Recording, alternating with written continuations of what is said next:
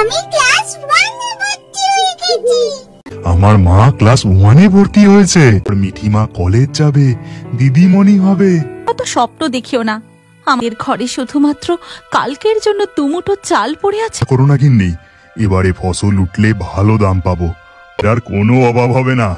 বাবা, আমাকে একটা উড পেন্সিল আর রবার এনে দেবে? আমি উড পেন্সিল আর রবার কিনে এনে দেবো।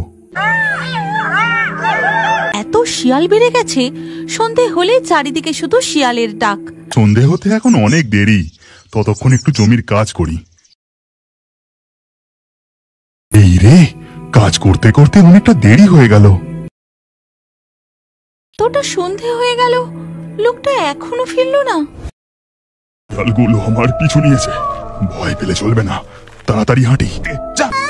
বাবা এখনো কেন বাড়ি এলো না? বাবা এবার আসলো বলে। আজ মনে হয় আমার আর বেঁচে ঘরে ফেরা হলো না। বাঁচাও বাঁচাও, কে কোথায় আছো, বাঁচাও।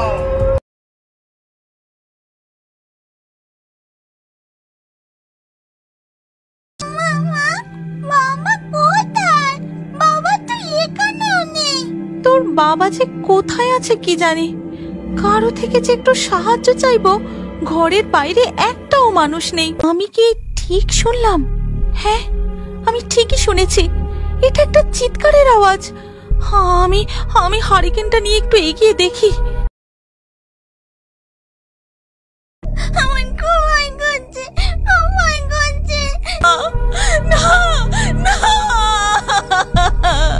মা তুমি কাঁদছো কেন? মা তুমি এখান থেকে চলো না, ওই লোকটাকে দেখে আমার খুব ভয় করছে। মা এখান থেকে চলো না।